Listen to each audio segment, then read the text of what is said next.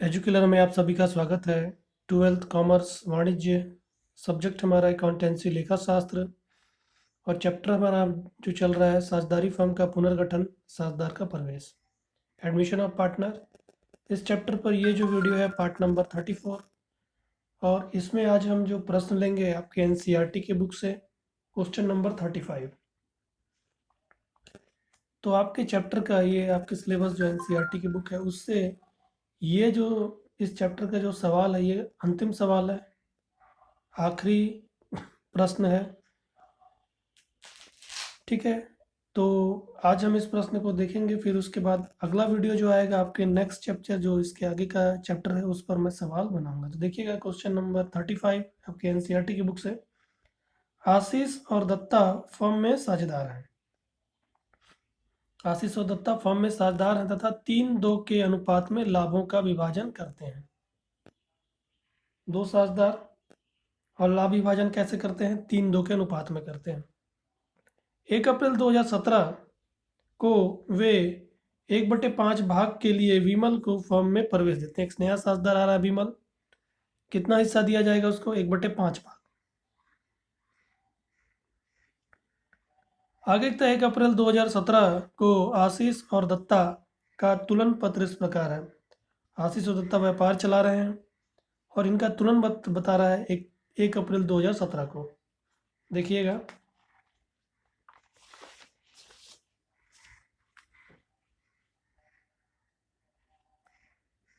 तो लिखा है 1 अप्रैल 2017 को आशीष और दत्ता का तुलन पत्र। ठीक है, 1 अप्रैल 2017 को आशीष और दत्ता का तुलन पत्र चिट्ठा बता रहा है इनका व्यापार का। तो देखिएगा, लेनदार देवी पत्र आशीष की पूंजी और दत्ता की पूंजी। उसी तरह भूमि और भवन संयंत्र, ये यहाँ पर संचय लिख दिया है, मिस्टेक से इसने संचय लिख दिया, यहाँ पर संचय नहीं होगा। ठीक है, तो इसको आप काट दीजिएगा। तो भूमि और भवन 35,000, संयंत्र 45,000। फिर उसके बाद लिखा है देनदार डेप्टर्स 22,000 रुपए के, डेप्टर्स 22,000 रुपए के। फिर आगे लिखता है प्रावधान, डेप्टर्स में प्रावधान, संदिग्ध ऋणों के लिए प्रावधान बनाया हुआ है 2,000 रुपए का। 22,000 में 2,000 घट गया तो 20,000 रुपये बचता है। फिर आगे लिखा है स्टॉक 35,000 रुपये और रोकड़ 5,000 रुपये। दोनों तरफ का हम योग करते हैं तो 1,40,000, 1,40,000। आगे उसके बाद प्रश्न देखिएगा, लिखा है यह सहमति हुई कि भूमि और भवन के मूल्य में 15,000 रुपये से वृद्धि हुई है। मतलब कि भूमि और भवन के मूल्य में 15,000 रुपये वृद्धि हो रही है, बढ़ रहा है मूल्य भूमि और भवन का। ठीक है, भूमि और भवन का मूल्य बढ़ रहा है। यहाँ पर देखेंगे 35,000 मूल्य दिखा रहा है, 15,000 और बढ़ गया तो 15,000 का लाभ हो गया। इसको कहाँ लिया जाएगा, कहाँ लिखा जाएगा? पुनर्मूल्यांकन खाते के क्रेडिट साइड में लाभ के रूप में। संचय यहाँ लिखा हुआ है, यहाँ पास आपको संयंत्र लिखना है। ये संचय लिख दिया है, क्या लिखना है यहाँ पास? संयंत्र के मूल्य में, संयंत्र के मूल्य में 10,000 रुपए से वृद्धि हुई है। संयंत्र के मूल्य में वृद्धि हो रही है 10,000 रुपए की। ठीक है, संयंत्र के मूल्य में 10,000 की वृद्धि, तो ये भी लाभ है। इसको भी पुनर्मूल्यांकन खाते के क्रेडिट साइड में लिखेंगे। फिर लिखा फर्म की ख्याति की गणना की गई, कितना? 20,000 रुपये। विमल नई फर्म को कुल पूंजी के 1/5 भाग के बराबर पूंजी लेकर आएगा। मतलब कि विमल जो है नई फर्म का जो पूंजी है, कुल पूंजी है, उसका 1/5 अपने भाग के बराबर वो क्या करेगा? पूंजी लाएगा। तो अभी आप देखेंगे कि अभी तक के आपके सवाल में क्या था कि बता दिया था कि ये साझेदार इतनी पूंजी लेकर आएगा, मगर इस सवाल में बताया नहीं है कि नया साझेदार कितना पूंजी लेकर आएगा। केवल ये बताया कि अपने भाग का पूंजी, अपने भाग के बराबर की वो पूंजी लेकर आएगा। तो हमको इसकी पूंजी गणना करनी होगी, हम इसकी पूंजी गणना करेंगे अभी। आगे लिखते हैं आवश्यक रोजाना मचा प्रविष्टियां दें और विमल के प्रवेश के पश्चात तुलन पत्र तैयार करें। तो हमको पंजी प्रविष्टि करने बोल रहा है और विमल के प्रवेश के पश्चात नया चिट्ठा बनाने को बोल रहा है। तो यहाँ पर हमने सवाल देखा, दो साझेदार आशीष व दत्ता, उनका चिट्ठा बताया हुआ है। उनका जब उन लोग व्यापार चला उनका चिट्ठा बताया हुआ है। भूमि और भवन के मूल्य में वृद्धि हो रही 15,000 की, संयंत्र के मूल्य में 10,000 की वृद्धि हो रही है, और फर्म की ख्याति जो है वो 20,000 रुपये है। आगे बीमल क्या कर रहा है, बीमल कुल पूंजी का जितना भी फर्म का पूंजी है, जो इसके आने के पश्चात जो नई पूंजी होगी उसका पूंजी का 1/5 भाग लेकर आ रहा है। ठीक है, हमको पंजी प्रविष्टि और बीमल के प्रवेश के पश्चात तुलन पत्र बनाने को कह रहा है। तो हमने सवाल देखा। अब हमको क्या क्या बनाना है पहले वो देखना होता है। आप जब भी इस तरह के सवाल बनाए तो पहले आप देखें कि क्या क्या बनाते हैं। इसमें देखेंगे तुलन पत्र बनाना है और पंजी प्रविष्टि देना है। तो इसका फॉर्मेट हम खींच लेते हैं। ठीक है, तो फॉर्मेट खींचते हैं। ये हमने फॉर्मेट खींचा। ठीक है, ये हमने फॉर्मेट खींच लिया। तुलन पत्र हमको बनाने बोल रहा है, तुलन पत्र का हमने फॉर्मेट खींचा। अब क्या है कि तुलन पत्र जब हम बनाएंगे तो हमको पुनर्मूल्यांकन खाता और पूंजी खाते की भी आवश्यकता पड़ेगी, क्योंकि पूंजी से ही, ठीक है, पूंजी खाता से ही हमको ये निकाल पाएंगे हम कि जो नया साझेदार जिस दिनांक पर प्रवेश कर रहा है उस दिनांक पर इनकी अंतिम पूंजी कितनी होती है।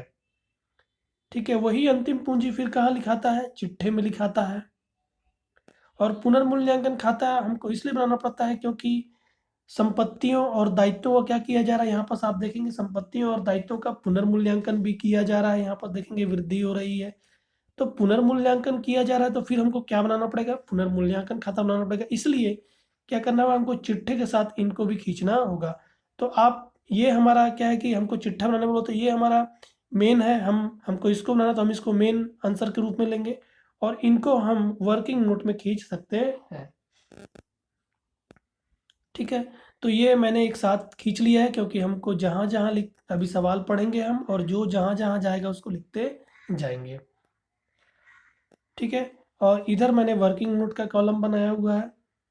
और इसके बाद हम जब इनको बना लेंगे तो उसके पश्चात हम पंजी प्रविष्टि भी करेंगे। तो पहले हम खाता बना लेते हैं, फिर उसके बाद पंजी प्रविष्टि करेंगे। तो देखिएगा कैसे बनाएंगे। शुरू से हम सवाल को पढ़ते जाएंगे, जैसे अभी मैंने सवाल पढ़ा, अब शुरू से उसको पढ़ते जाएंगे और जो जो जहाँ लिखाएगा वहाँ लिखते जाएंगे। तो आइए हम सवाल पढ़ते हैं अब। तो देखिएगा, लिखता है आशीष और दत्ता फर्म में साझेदार हैं, दो साझेदार, इनका अनुपात 3:2 का है। लाभों का विभाजन करते हैं। 1 अप्रैल 2017 को 1/5 भाग के लिए विमल को फर्म में प्रवेश देते। तो आपने यहाँ से यहाँ तक जो लाइन पढ़ा, सेंटेंस जो पढ़ा, उसमें क्या करना होगा आपको, यहाँ पर जब भी आप 1/5 नए साझेदार का जब भी आप अनुपात पढ़ते हैं तो उससे, क्योंकि ये प्रवेश वाला है, ठीक है, तो उससे हमको इसको पढ़ के क्या ध्यान रखना होगा कि हमको इसकी सहायता से नया अनुपात निकालना है और त्याग अनुपात निकालना है। त्याग अनुपात इसलिए निकालना है क्योंकि नया साझेदार ख्याति जो लेकर आता है उसको पुराने साझेदार त्याग अनुपात में बांटकर अपनी पूंजी में जोड़ लेते हैं। ठीक, तो यहाँ पर अब इसको पढ़ के क्या निकालना है, नया अनुपात और त्याग अनुपात। ठीक है, तो क्या है कि हमको त्याग अनुपात निकालना है ख्याति को बांटने के लिए। तो मैंने बताया है कि जब भी आपको नया साझेदार का केवल अनुपात बता दे 1/5 1/4 इस तरह के, यहाँ पर देखेंगे 1/5 केवल बताया हुआ है और ये नहीं बताया कि ये अपना हिस्सा, जो नया साझेदार अपना हिस्सा कितना कितना किससे प्राप्त कर रहा है। केवल ये बताया कि 1/5 प्राप्त कर रहा है। तो 1/5 वो कैसे प्राप्त करेगा, इनका जो पुराना अनुपात है 3 और 2 का, उसी में ये अपना हिस्सा प्राप्त कर लेगा 1/5 का। ठीक है, 1/5 का 3/5 आशीष से और 1/5 का 2/5 दत्ता से ये प्राप्त करेगा। तो जब भी आपको ऐसे सवाल दे दे 1/5 केवल दिया रहा है, 1/2 दिया रहा है, या जितना भी इसका नया अनुपात दिया रहा है और ये नहीं बताया कि कितना कितना प्राप्त कर रहा है, और यदि अ, नहीं बताएगा तो हम क्या मानेंगे, हम ये मानेंगे कि ये अपना जो अनुपात है वो इन पुराने साझेदारों के पुराने अनुपात में प्राप्त कर रहा है। तब ऐसे में क्या किया जाता है कि हम इसी को त्याग अनुपात, मतलब कि हमको त्याग अनुपात की गणना करने की आवश्यकता नहीं पड़ती, हम इसी को त्याग अनुपात कहते हैं। तो जब भी आप गणना करेंगे फिर भी आपका 3 और 2 का ही अनुपात आएगा।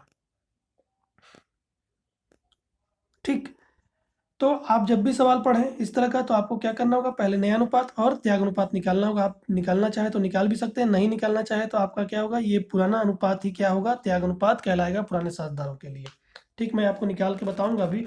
तो हम निकाल लेते हैं नया अनुपात और त्याग अनुपात। तो नया अनुपात तो एक पूरे फर्म का हिस्सा कितना, एक है, उसमें से 1/5 किसको चला गया, नया साझेदार को चला गया। तो शेष कितना बचता है, 4/5 किसके लिए बचा हुआ है, आशीष और दत्ता के लिए। तो आशीष जो बचा हुआ है 4/5 है, क्योंकि इसका अब नया अनुपात निकाल रहे हैं। 4/5 का आशीष क्या करेगा, जो इसका पुराना अनुपात था उसमें बांट लेगा, 3/5 ले लेगा। इसका पुराना अनुपात इनका 3 और 2 का है। तो ये हिस्सा जो दोनों के लिए बचा हुआ आशीष और दत्ता के लिए, क्योंकि एक में से तो 1/5 नया साझेदार ले गया, बाकी के जो 4/5 बचा उसका 4/5 का 3/5 आशीष ले जाएगा। तो 4 3 12 और 5 बचे 25। उसी तरह दत्ता के लिए 4/5 बचा हुआ है, इसका 2/5 दत्ता ले जाएगा, तो 4 दूनी 8 और 5 बचे 25। और उसी तरह हमारा जो नया साझेदार उसका भी निकाल लेते हैं, क्योंकि इन दोनों में 25-25 हर आ गया, तो इसका भी 25 करते हैं। तो तीसरा साझेदार, नया साझेदार विमल है, उसको 1/5 दिया जाता है, इसको 25 बनाते हैं, 5 से गुणा करना पड़ेगा, हर को 25 बनाते हैं, तो ऊपर भी 5 से गुणा करेंगे, 5 एकम 5 और ये 25। तो इनका नया अनुपात निकल गया। ठीक है, इनका नया अनुपात क्या आता है, 12 8 और 5। ये हमने नया अनुपात निकाल लिया। अब इसी की सहायता से हम त्याग अनुपात निकालेंगे। आप देखेंगे त्याग अनुपात इनका 3 और 2 का ही आएगा। त्याग अनुपात पुराने साझेदारों को निकालते हैं, तो इनका 3 और 2 ही आएगा पहले आशीष के लिए। तो त्याग अनुपात का सूत्र है पुराना अनुपात ऋण नया अनुपात। आशीष का पुराना अनुपात है 3/5, उसमें से नया अनुपात जो इसको मिल रहा है 12/25, वो घटा देंगे। तो 5 और 25 का जब लसा निकालेंगे तो 5 एकम 5, 5 बचे 25, फिर 5 एकम 5, तो 5 बचे 25। यहाँ पर देखेंगे लसा 25 आया। अब बारी बारी भाग देंगे, 25 को 5 से भाग देंगे, भागफल 5, 5 3 15, ऋण का निशान, फिर 25 को 25 से भाग देंगे, भागफल 1, 1 से गुणा करेंगे 12 को, तो 12 15 में से 12 गया तो 3/25, देखेंगे इसका 3 आ रहा है। फिर उसी तरह दत्ता के लिए, दत्ता का पुराना अनुपात है 2/5, अब इसको मिलता है 8/25, दत्ता को 8/25 मिलता है, नया अनुपात हो गया। फिर वैसे निकालेंगे, इसका भी 25 आएगा लसा, बारी बारी भाग देंगे, 25 को 5 से भाग दिए, भागफल 5, 5 दूनी 10, बीच में ऋण का निशान, फिर 25 को 25 से भाग देंगे, भागफल 1, 1 को 8 से गुणा करेंगे 8, तो 10 में से 8 गया तो 2/25। आप देखेंगे इनका अनुपात जो है वो 3 और 2 का ही आता है। तो आप चाहे तो निकाल सकते हैं, चाहे तो नहीं भी निकाल सकते हैं। जब भी आपको केवल बता दे कि इसको 1/5 मिल रहा है, 1/4 मिल रहा है, 1/3 मिल रहा है, इस तरह मिल रहा है, और ये नहीं बताए कि ये कितना कितना किससे प्राप्त कर रहा है, तो हम क्या समझते हैं कि वो जो नया नया साझेदार जिसको जो अनुपात मिल रहा है वो पुराने साझेदार से उनके पुराने अनुपात में ही प्राप्त कर रहा है, तब वहाँ पर हमको त्याग अनुपात निकालने की आवश्यकता नहीं होती, उनके पुराने अनुपात को ही हम त्याग अनुपात मान लेते हैं। मैंने आपको फिर भी निकाल के बता दिया है। तो ये हमारा नया अनुपात और ये हमारा त्याग अनुपात निकल गया। जैसे हमने इसको पढ़ा, तो इसको पढ़ के हमको समझना चाहिए कि हमको नया अनुपात और त्याग अनुपात निकालना है। हमने निकाल लिया। फिर आगे 1 अप्रैल 2017 को आशीष और दत्ता का तुलन पत्र इस प्रकार है। बता रहा है कि इनका तुलन पत्र दिया हुआ है। अब इस तुलन पत्र को देखेंगे, क्योंकि हम तीनों चीज़ें बना रहे हैं, तो यहाँ पर जो जो जहाँ जाएगा वहाँ वहाँ लिखते जाएंगे। तुलन पत्र पढ़ेंगे तो देखिएगा लिखा है लेनदार। लेनदार कहाँ जाता है, लेनदार कहाँ जाता है, हम चिट्ठा यहाँ पर बना रहे हैं। ये हमारा दायित्व पक्ष है और ये हमारा संपत्ति पक्ष है। ये हमारा दायित्व पक्ष और ये हमारा संपत्ति पक्ष। तो लेनदार कहाँ जाएगा, लेनदार हमारा दायित्व पक्ष में जाएगा, तो यहाँ लिख देंगे लेनदार। ये हमारा तुलन पत्र है, ये हमारा तुलन पत्र है, यहाँ लेनदार लिख देंगे। अमाउंट कितना है, 15,000 रुपये। अभी अंदर ही लिखते हैं अमाउंट को, क्योंकि इसमें कुछ एडजस्टमेंट करना पड़ जाए, कुछ समायोजन करना पड़ जाए, सवाल जैसे बोलेगा। फिर लिखा है देव पत्र, इसको भी, ये भी हमारा दायित्व है, लिख देते हैं देव विपत्र। अमाउंट हमारा है 10,000 रुपये, अंदर ही लिख दिया इसको हमने। फिर आगे दिया हुआ है आशीष की पूंजी, क्योंकि हम पूंजी खाता बना रहे हैं, इसमें आएगा भी मगर अंतिम में आएगा जब पूरा एडजस्ट कर लिया जाएगा पूंजी में, जब सभी चीज़ें समायोजित की जाएगी, जब इनकी अंतिम पूंजी निकल कर आएगी वो उठ कर यहाँ पास आएगी। तो अभी ये जो पूंजी है इसको हम उठा कर ले जाएंगे, क्योंकि हम पूंजी खाता बना रहे हैं। तो आशीष की पूंजी और दत्ता की पूंजी, ठीक है, दायित्व है, ठीक है, दायित्व हमेशा क्रेडिट होकर चालू होता है। तो यहाँ पर हम आशीष की पूंजी बनाए हुए हैं, आशीष और दत्ता की पूंजी खाता यहाँ बनाए हुए हैं, लिख देंगे शेष लाया गया। अमाउंट दिया हुआ है कितना, अमाउंट दिया हुआ 80,000 और 35,000, लिख देंगे 80,000 35,000। ये हमारा हो गया। चिट्ठे का हम एक एक जगह प्रभाव डालेंगे, आप देख रहे हैं मैं एक एक जगह ही लिख रहा हूँ अभी। फिर जैसे एडजस्टमेंट में पहुंचेंगे हम डबल प्रभाव डालने, इसका डबल इफेक्ट डालने लगेंगे। उसी तरह भूमि और भवन हमारे संपत्ति पक्ष में जाएगा चिट्ठे के। भूमि भूमि व भवन, अमाउंट अभी अंदर लिखते हैं क्योंकि इसमें एडजस्टमेंट करने का हो सकता है कुछ। 35,000 रुपये लिख दिया हमने। देखिए हम जैसे जैसे सवाल पढ़ रहे हैं वैसे वैसे लिखते जा रहे हैं। फिर संयंत्र 45,000 रुपये का, इसको भी लिख देंगे, संपत्ति है। संयंत्र 45,000 रुपये अंदर। फिर आगे दिया हुआ है देनदार 22,000 रुपये, इसको भी लिख देते हैं देनदार 22,000 रुपये, ये भी संपत्ति है। और इसमें हमको एक चीज़ घटाना है, माइनस करना है, प्रावधान। प्रावधान को माइनस कर देते हैं। इसी में 2,000 रुपये माइनस किया हुआ है, 2,000 रुपये माइनस करेंगे। ठीक है, 2,000 रुपये माइनस करेंगे। इसमें और भी कुछ घटाने का हो सकता है। अभी ये 20,000 है, इसको अंदर ही ध्यान देते हैं। ठीक है, तो हमने यहाँ तक लिख लिया। फिर उसके बाद आगे लिखा है स्टॉक। स्टॉक लिखते हैं 35,000 रुपये। स्टॉक 35,000 रुपये। फिर आगे दिया हुआ है रोकड़ 5,000 रुपये, रोकड़ भी लिख लेते हैं, संपत्ति है। रोकड़ 5,000 रुपये। तो ये हमारा पूरा हो गया। ठीक, हमने पूरा लिख लिया। अब हम चलते हैं नीचे एडजस्टमेंट में। पूरा चिट्ठा हमने लिख लिया, चिट्ठा हमने पूरा लिख लिया, जहाँ जहाँ जाता वहाँ वाले दिया। अब हम चलते हैं इस समायोजन में। तो अब इनका प्रभाव जो है वो दो जगह पड़ेगा। देखिएगा आप कैसे पड़ेगा। भूमि और भवन के मूल्य में 15,000 रुपये से वृद्धि हुई। भूमि का मूल्य जो है 15,000 से बढ़ गया। तो पहले भूमि 35,000 का था, 15,000 और बढ़ गया, लाभ हो गया। ठीक है, तो केवल वृद्धि को हम लाभ के रूप में कहाँ लिखेंगे? पुनर्मूल्यांकन खाते क्रेडिट साइड में लाभ इधर लिखा जाता है। पुनर्मूल्यांकन, अगर आप संपत्ति और दायित्वों का पुनर्मूल्यांकन कर रहे हैं और लाभ हो रहा है पुनर्मूल्यांकन से, तो लाभ इधर लिखा जाएगा, हानि इधर लिखा जाएगा। तो देखेंगे इस संपत्ति से लाभ हो गई, भूमि और भवन से 15,000 का लाभ हो गया, भूमि व भवन। तो केवल जितना वृद्धि हुई उसी को लिखेंगे, 15,000 की वृद्धि। और ये पहला प्रभाव पड़ गया। तो वृद्धि हुई है मतलब कि अब हमारा जो भवन का मूल्य है वो बढ़ गया। कितने से बढ़ गया? 15,000 से। तो बढ़ा देते हैं, जोड़ देते हैं। ये दूसरा प्रभाव बढ़ा दिया हमने। तो जोड़ेंगे 35 और 15, हमारा हो जाता है 40 और 10 50,000 रुपये हो गया। भूमि और भवन का मूल्य 50,000 रुपये हो जाता है वर्तमान मूल्य। फिर उसके बाद आगे देखते हैं संयंत्र के मूल्य में 10,000 रुपये से वृद्धि हुई। संयंत्र का मूल्य 10,000 से बढ़ गया। तो संयंत्र हम देखेंगे यहाँ पास 45,000 दिखा रहा है, 10,000 बढ़ गया, मतलब अब कितना मूल्य हो गया? 55,000 रुपये हो गया। तो 10,000 की वृद्धि, 10,000 का लाभ।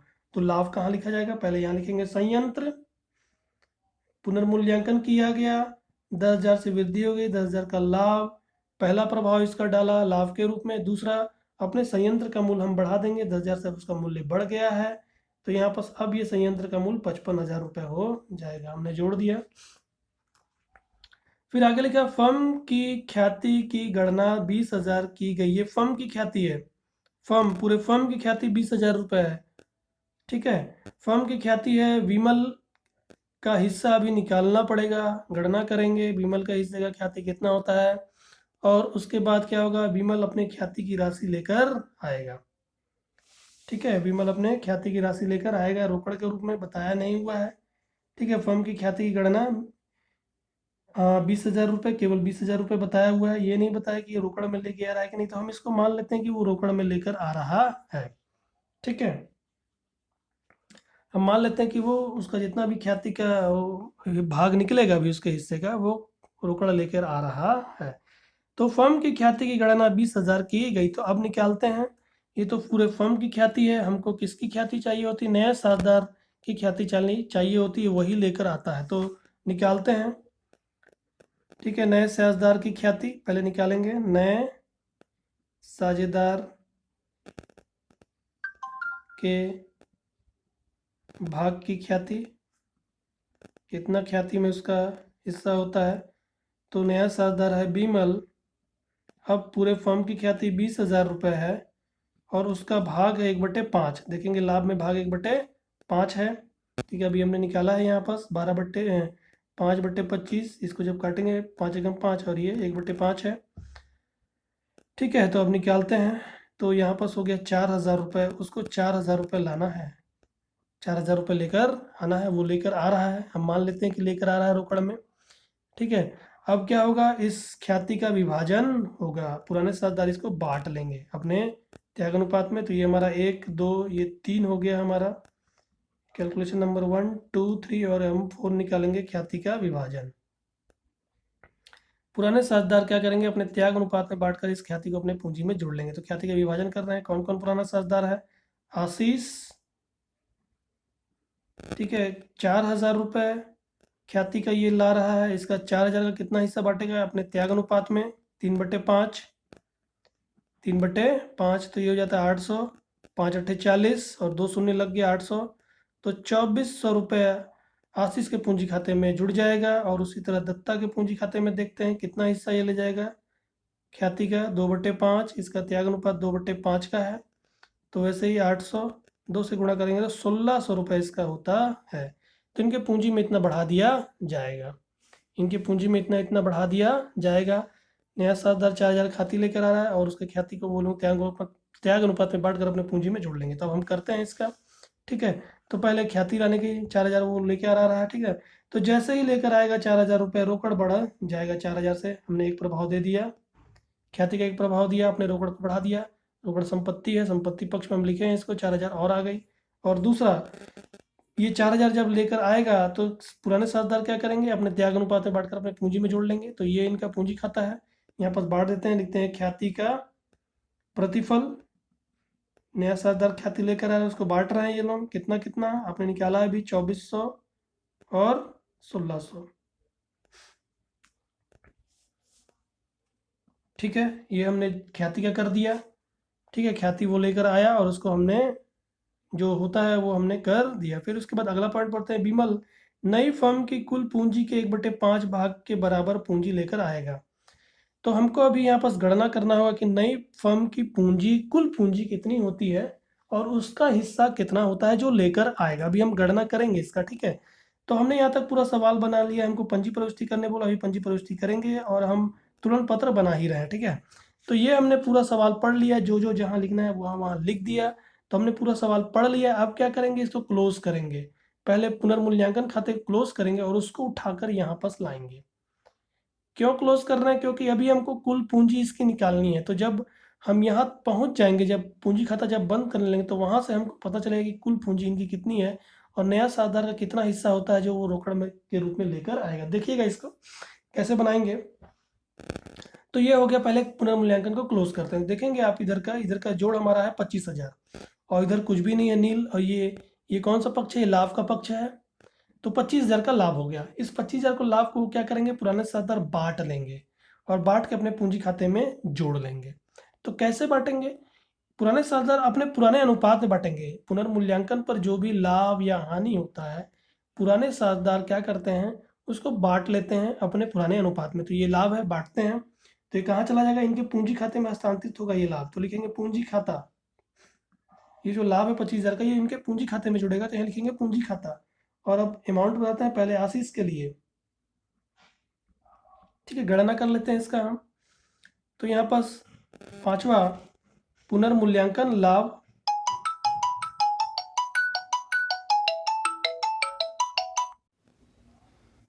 पुनर्मूल्यांकन लाभ पहले आशीष के लिए। तो देखेंगे लाभ कितना हुआ पुनर्मूल्यांकन पे, 25,000 रुपये का, 25,000 का लाभ। 25,000 का पुराने साझेदारों में उनके जो पुराना अनुपात है उसमें बटेगा। तो आशीष का पुराना अनुपात क्या है, 3/5। 3 और 2 का इनका पुराना अनुपात है, 3 और 2 का। 3/5 जब आप निकालेंगे तो 5 पचे 25, ये 4 शून्य 3 शून्य लग गया, 5,000। 3 को गुणा करेंगे 15,000 रुपये। आशीष के हिस्से में 15,000 रुपये,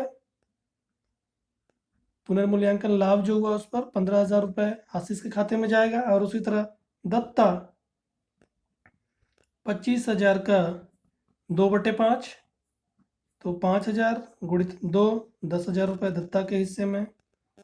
तो यहाँ पर हम लिखेंगे दत्ता 10,000 रुपये। तो ये हो गया 25,000। क्लोज कर देंगे, पुनर्मूल्यांकन खाता हमारा बंद हो गया, बंद कर दिया हमने। अब पुनर्मूल्यांकन खाता हमने क्लोज किया और ये जो लाभ हुआ कहाँ उठाकर लाना है हमको, इस लाभ को उठाकर लाना है पूंजी खाते में। ये पूंजी में इनके जुड़ेगी, ठीक है। जनरल एंट्री आप देखेंगे, पुनर्मूल्यांकन खाता डेबिट है और पूंजी खाता क्रेडिट है। पुनर्मूल्यांकन खाते का डेबिट साइड लिखा, पुनर्मूल्यांकन डेबिट है, पूंजी खाता क्रेडिट है, तो पूंजी खाते क्रेडिट साइड आते हैं, ये हमारा पूंजी खाते का क्रेडिट साइड है। यहाँ लिख देंगे पुनर्मूल्यांकन लाभ, पुनर्मूल्यांकन खाता और ब्रैकेट में लाभ, पुनर्मूल्यांकन खाता ब्रैकेट में लाभ, कितना कितना हिस्सा प्राप्त हुआ, 15,000 रुपये आशीष को प्राप्त होगा और 10,000 रुपये दत्ता को उनके पूंजी खाते में जोड़ दिया गया। तो ये हमने इसका पुनर्मूल्यांकन खाता बंद किया, क्लोज किया, उसका जो लाभ है उसको उठाकर हम पूंजी में लेकर आ गए, जोड़ दिए। अब क्या होगा, अब इसको बंद किया जाएगा, हमने पुनर्मूल्यांकन खाता बंद कर दिया, अब इसको क्लोज करेंगे और इसको क्लोज करने के पश्चात हम देखेंगे कि इनकी जो फर्म की पूंजी है वो कितनी होती है। ठीक, तो आप देखेंगे इधर का जब आप जोड़ेंगे, क्योंकि अब इसको क्लोज करना है तो इधर तो कुछ भी नहीं है इनका, इधर का जोड़ेंगे तो पहले आशीष का जोड़ते हैं, तो आप देखिएगा आशीष का कितना अमाउंट आता है पूंजी का। ठीक है, तो 80 और 2,400 82,400, 80,000 80,000 2,400 जोड़ दिए तो 82,400, 82,400 उसमें 15,000 और जोड़ दिए तो हो जाता है 0,04 5 2 7 और ये हो गया 8 1 9, 97,400 रुपये इसकी पूंजी होती है। ठीक है, अभी नहीं लिखेंगे क्योंकि हमको अभी कुल पूंजी निकालना है इनके हिसाब से, तो हमको याद रखना है कि इसकी पूंजी कितनी आई 97,400। उसी तरह दत्ता का निकालते हैं तो 35,000, उसमें 1,600 और जोड़ते हैं तो हो गया 36,600, उसमें 10,000 और जोड़ते हैं तो 46,600, इसकी पूंजी 46,600 की आती है। तो इन दोनों की टोटल पूंजी कितनी हो गई, दोनों को मिलाकर जब हम देखें तो इनकी टोटल पूंजी कितनी हो गई, क्योंकि अभी कुल पूंजी निकालना मैं इसलिए ऐसा बता रहा हूँ। ठीक है, अभी इन्हीं के पूंजी के हिसाब से कुल पूंजी निकाली जाएगी, फिर इसका हिस्सा देखा जाएगा कुल पूंजी में, इसका हिस्सा कितना बनता है वो कैश लेकर आएगा, इसलिए हम ऐसा कर रहे हैं। तो हमने अभी आशीष का निकाला 97,97,400 रुपये और दत्ता का हमने निकाला 46,600 रुपये, दोनों को जोड़ें तो 0,0,6 4 10 की 0 एक हारसिल, 13 14 की 4 एक हारसिल, 9 4 13 एक 14, 1,44,000 होता है इनकी टोटल पूंजी, पूरा मिलाकर इन दोनों का अंतिम पूंजी। ठीक है, जो इनका इस दिनांक पर जब नया साधार आया उस दिनांक पर इनकी टोटल पूंजी होती है दोनों के मिलाकर 1,44,000 रुपये। अब 1,44,000 जो इनकी इन दोनों का पूंजी होता है वो कितने के बराबर है, कितने के बराबर है, तो हमने यहाँ पास नया अनुपात निकाला हुआ है। इनका अनुपात कितना था 12 और 8 20, मतलब पूरा टोटल मिलाकर इनका था 25, 12 8 20 5 25, पूरा टोटल मिलाकर 25, और इन दोनों का हिस्सा जब देखें तो 20 इन दोनों का है, इन दोनों का जोड़ देंगे तो 20/25 इन दोनों का है। तो ये 1,44,000 किसके बराबर है, 20/25 के बराबर है। मतलब और छोटा कर दें इसको तो 5 चौके 5 5 25, मतलब कि जब आपने यहाँ पास नया अनुपात निकाला था तो आप देखेंगे कि एक में से तो 1/5 नया साधार का चला गया, कितना बचा 4/5, ये इन दोनों का हिस्सा बचा था। जैसे आप देखते हैं कि एक ये पूरा है, उसमें से 5 हिस्से 1 2 3 4 5, उसमें से 1/5 किसका चला गया, 1/5 चला गया नया साझेदार को। कितना बचा अब 1 2 3 4, ये पुराने साझेदारों के लिए बचा हुआ है और इसको ये लोग बांट लेंगे अपने पुराने अनुपात में। तो ये 4/5 पुराने साझेदारों का है। तो जब इनको पूंजी के रूप में देखें तो इन दोनों का टोटल पूंजी आता है 1,44,000। ये कितने के बराबर है, 4/5 के बराबर है। ठीक है, तो 1,44,000 इनकी दोनों को मिलाकर पूंजी हो जाती है, वो कितने के बराबर, 4/5 के बराबर है। तो यदि इस 4/5 1,44,000 और 4/5 इनकी सहायता से हम अगर टोटल पूंजी निकालना चाहें फर्म की तो हम आसानी से निकाल सकते हैं। ठीक है, ये 4/5 के बराबर है, 1,44,000 किसके बराबर है, 4/5 के बराबर है। तो ये टोटल निकालना होगा तो क्या करना होगा, इसको हर को हम जो है हर को इससे गुणा करने लगेंगे और अंश को इससे भाग देंगे, जस्ट उल्टा कर देंगे। तो क्या हो जाएगा, टोटल पूंजी निकालने के लिए हमको 1,44,000 गुणित 5/4 इस तरह हम कर देंगे तो पूरे फर्म की टोटल पूंजी निकल जाएगी।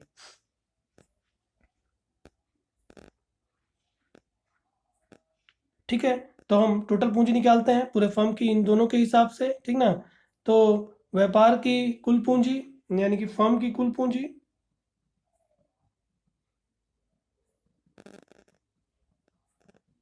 फर्म की कुल पूंजी की गणना कर रहे हैं हम, तो कितना निकला? 1,44,000। 1,44,000 किन की पूंजी है ये आशीष प्लस दत्ता की पूंजी कितने के बराबर? ठीक है, कितने के बराबर? 4/5 भाग के बराबर। ठीक है, आशीष और दत्ता की पूंजी 1,44,000 दोनों मिलाकर कितने के बराबर? 4/5 के बराबर। तो इनके हिसाब से कुल पूंजी, इनके आधार पर कुल पूंजी, तो कुल पूंजी 1,44,000 को क्या करेंगे हम? 5/4 से गुणा कर देंगे, जस्ट इस अनुपात को उल्टा कर देंगे। तो यहाँ पर 4 से भाग देते हैं, 4×3 12, 4×3 12, 2 बचा, 2 और 4 24, फिर 4×6 24 कट गया, 36,000। 36,000 को 5 से गुणा करते हैं तो 0 0 0, 5 5 0 0, 5 0 0, 5 0 0, फिर 5 6 30 की 0, 3 हासिल, 5 3 15 और ये 18। 1,80,000 पूरे फर्म की कुल पूंजी निकल जाती है। तो हमने यहाँ पास कुल पूंजी निकाल दी। अब आशीष जो नया साझेदार है बीमल का भाग निकालते हैं। बीमल की पूंजी निकाल रहे हैं, तो देखेंगे पूरे फर्म की पूंजी 1,80,000 और बीमल का भाग कितना है? 1/5। ठीक है, आप देखेंगे यहाँ पास 5/25 है, इसको 1/5 भी हम बोल सकते हैं। 5/25, इसको छोटा करेंगे, 5 एकम 5, ये 1/5। तो अब निकाल लेते हैं इसका। तो 5 3 15, 18 में से 15 गया, 3 बचा, 3 और 0 30, फिर 5 6 30, ये कट गया। तो ये 36,000 रुपये इसका होता है। 36,000 रुपये वो रोकड़ के रूप में लेकर आएगा। तो यही हमने इनकी पूंजी की सहायता से आधार मानकर हमने पूरे फर्म की कुल पूंजी निकाली, फिर उसके हिसाब से हमने विमल का पूंजी निकाला है। ठीक, तो हमने यहाँ पास विमल का पूंजी निकाल लिया। अब हम इसको लिखेंगे, विमल 36,000 रुपये लेकर आएगा रोकड़ के रूप में। तो आप देखेंगे रोकड़ खाता हमने बनाया हुआ है, तो यहाँ पास बढ़ा देते हैं 36,000 रुपये, ये रोकड़ के रूप में लेकर आया, पहला प्रभाव। और दूसरा, अब इसकी पूंजी बन जाएगी, तो यहाँ पास लिखेंगे रोकड़ 36,000 रुपये। ठीक है, तो अब हमारा पूरा हो गया। अब इसको क्लोज करते हैं। इधर का हमने जोड़ कितना निकाला था इसका, यहाँ पर लिख देंगे शेष ले जाया गया। हम निकाला था अभी 97,400 रुपये। 97,400 रुपये हमने यहाँ पर निकाला था अभी। 97,400 रुपये ये निकल कर आया इसका, 97,400 रुपये। ठीक, फिर उसी तरह इसका हमने निकाला 46,600 रुपये, लिख देंगे 46,600 रुपये। और इसका निकल कर आया 36,000 रुपये। ठीक है, तो हमने इनके पूंजी के आधार पर पूरे फर्म की कुल पूंजी निकाली और इसका हिस्सा भी निकाल लिया। अब हम इसको क्लोज करते हैं, पूंजी खाता हमारा बंद होगा। तो 97,400, 46,600 और 36,000 रुपये। यहाँ इसको भी क्लोज करते हैं।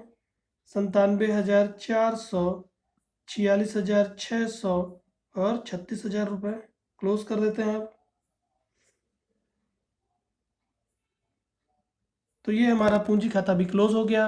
अब इस पूंजी को उठाकर हम कहाँ लिखेंगे? पूंजी खाता जो बना रहे हैं उसमें लिख देते हैं। तो ये हो गया हमारा यहाँ बस पूंजी, पहले आशीष के लिए तो हमने निकाला है 97,400 रुपये, 97,400। फिर उसी तरह दत्ता के लिए 46,600 रुपये। और नया साझेदार विमल, क्योंकि नया चिट्ठा है तो इसकी भी पूंजी आएगी 36,000 रुपये। पूरे को जोड़ेंगे तो आएगा हमारा 1,80,000 रुपये। जोड़ के आप देखिएगा। तो ये हमने पूरा पूंजी भी इनका लिख दिया। अब इसके बाद हम इस चिट्ठे को क्लोज करते हैं। जो जो जहाँ लिख रहा था हमने लिख दिया। तो पहले क्लोज करने से पहले जो अमाउंट हमारा अंदर है उसको बाहर कर लेते हैं। 15,000, इसमें कोई एडजस्टमेंट नहीं हुआ है, कोई समायोजन नहीं हुआ। बाहर कर लेते हैं इसको भी 10,000 रुपये। ये बाहर है पूंजी। भूमि भवन यहाँ पास बाहर है, जोड़ दिया हमने। संयंत्र भी हमारा बाहर है। देनदार 20,000 रुपये, कोई भी इसमें एडजस्टमेंट नहीं हुआ। उसके बाद स्टॉक भी हमारा कोई एडजस्टमेंट नहीं हुआ, कोई समायोजन नहीं। 35,000 रुपये बाहर कर देंगे। रोकड़ देखते हैं तो ये हो गया 9,000 रुपये। 9,000, 36,000 में 9,000 जोड़ देंगे, 36,000 में 9,000, 9,000 रुपये जोड़ देंगे तो हमारा आ जाता है 0,0,0, 15 की 5, 45,000 रुपये। 45,000 रुपये हमने लिख दिया। अब हम क्या करेंगे, बारी बारी इन दोनों तरफ का टोटल करेंगे। पूरा चीज़ लिख दिया है, देखते हैं टोटल के अनुसार हमारा पूरा बराबर आता है कि नहीं। ठीक, तो आइए हम अब टोटल करते हैं, इन दोनों का योग करते हैं, देखते हैं कि योग में बराबर आता है कि नहीं। तो इधर का देखिएगा, पहले संपत्ति पक्ष 50,000 और 55,000, 50, 55, 0,0,0, 5, 1,05,000, फिर 20,000 और जोड़ देते हैं तो 0,0,0, 5, 2 और 1,25,000, 35,000 और जोड़ देते हैं 0,0,0, 5 5 10 की 0, एक हारसिल, 2 3 5 1 6, 1,60,000, 45,000 और जोड़ देते हैं तो हमारा हो जाएगा 0,0,0, 5, 6 4 10 की 0, एक हारसिल, 2,05,000। इधर का टोटल हमारा आता है 2,05,000। देखते हैं इधर का टोटल 2,05,000 आता है कि नहीं। ठीक, तो देखिएगा, पहले लिखा है 15,000 और 10,000, 25,000 हो गया जोड़, 25,000, उसमें 1,80,000 और जोड़ देते हैं, पूंजी का हमारा 1,80,000 और जोड़ देते हैं 0,0,0, 5 8 2 10 की 0, एक हासिल, 2,05,000 इधर का भी जोड़ आता है। तो ये हमारा पूंजी खाता भी क्लोज हो गया, हमारा पूरा पूंजी खाता बोलो, तुलन पत्र चिट्ठा जो था वो भी क्लोज हो गया, हमारा दोनों तरफ का योग बराबर आता है। तो ये मैंने आपको जो खाता बनाने का बोला था उसको मैंने बनाकर बताया, बारी बारी से आपको जहाँ जहाँ लिखना था वहाँ वहाँ मैंने लिखा, फिर इसको तो आपको इसी तरह बनाना है। आपको अगर अपने सवाल को मिस्टेक नहीं करना है तो आपको इसी तरह बनाना पड़ेगा कि जहाँ जहाँ लिखा जाता है वहाँ वहाँ उसको लिख कर फिर उसके बाद उसको क्लोज किया जाता है। तो ये हमारा हो गया। अब उसके बाद हमको सवाल में पंजी प्रविष्टि भी करने को बोल रहा है, तो पंजी प्रविष्टि भी हम देख लेते हैं। तो आपको पंजी प्रविष्टि किन चीज़ों में करना है, जो जो चीज़ें बोली गई हैं केवल उनकी हमको पंजी प्रविष्टि करनी होती है। जैसे आप देखेंगे कि इसमें पुनर्मूल्यांकन हो रहा है, पुनर्मूल्यांकन की प्रविष्टि करेंगे, ख्याति ला रहा है, पूंजी ला रहा है, उसकी प्रविष्टि करेंगे। ठीक है, ख्याति ला रहा है और पूंजी ला रहा है, उसकी प्रविष्टि करेंगे, और ख्याति का विभाजन का प्रविष्टि किया जाएगा। और एक पुनर्मूल्यांकन लाभ जो हो रहा है उसका भी प्रविष्टि किया जाएगा, मतलब कि पुनर्मूल्यांकन का प्रविष्टि किया जाएगा, और पूंजी और ख्याति लाने का प्रविष्टि और ख्याति का विभाजन का प्रविष्टि। तो हम पंजी प्रविष्टि भी देखते हैं। तो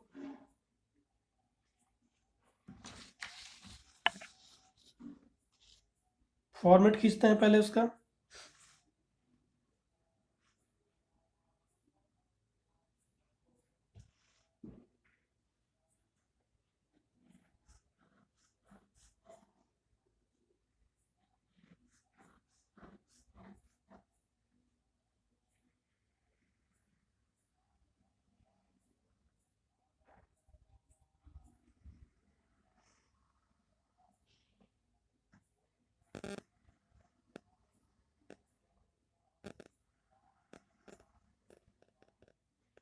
दिनांक,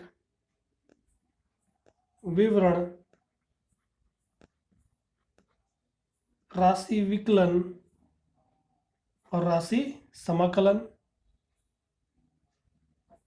दिनांक, विवरण, राशि विकलन, राशि समाकलन। तो पहले पूंजी लाने की प्रविष्टि, ये 36,000 रुपये पूंजी लेकर आ रहा है और 4,000 रुपये ख्याति लेकर आ रहा है, तो उसकी हम प्रविष्टि करेंगे रोकड़ से। तो रोकड़ खाता डेबिट, रोकड़ खाता डेबिट,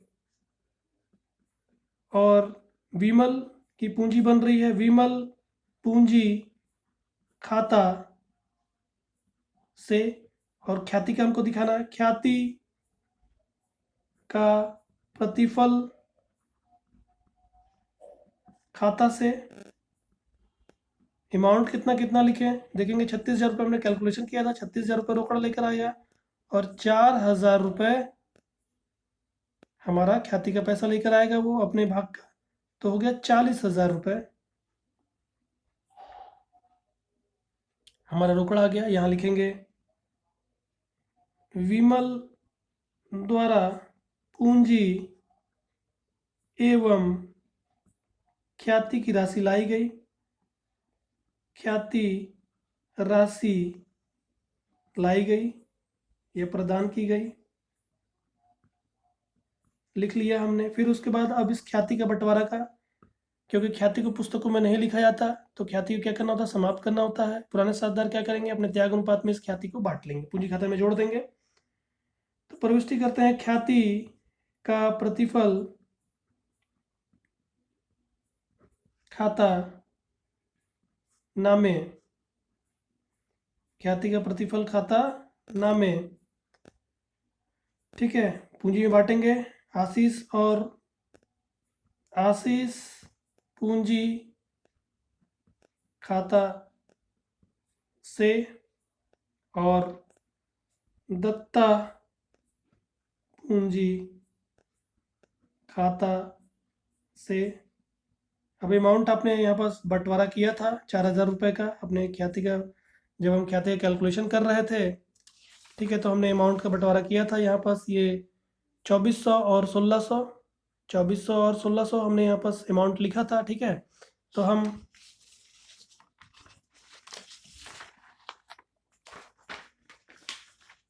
लिख लेते हैं 2400 और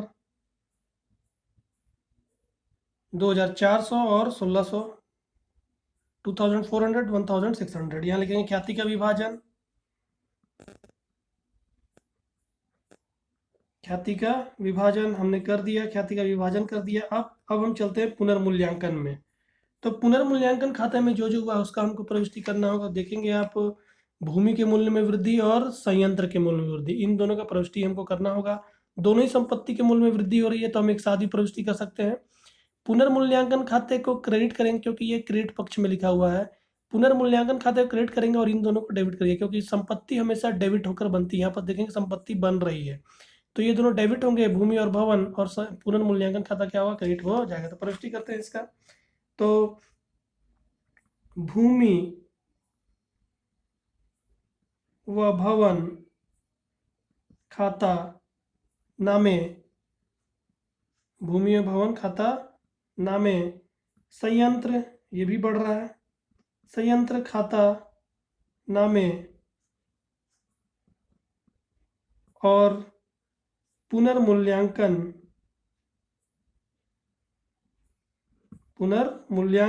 खाता से।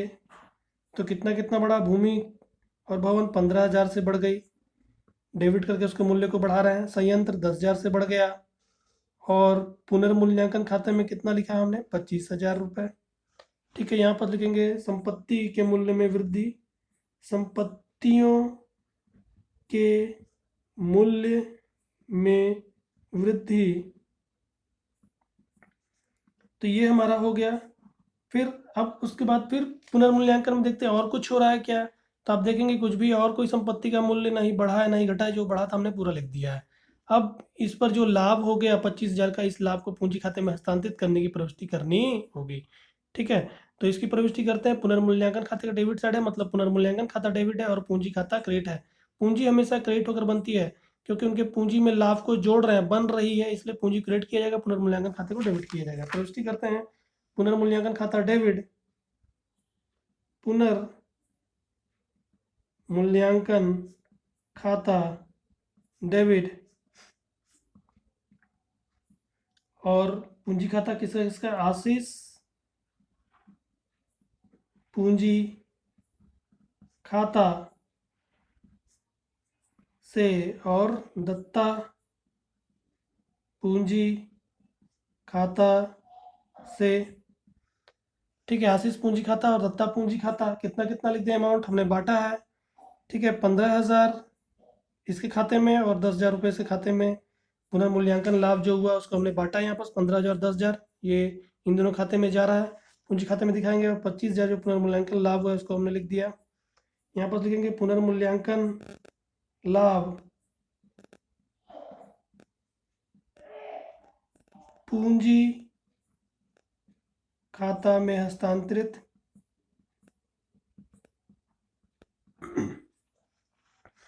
तो ये पुनर्मूल्यांकन का भी हमने पूरा प्रविष्टि कर दिया,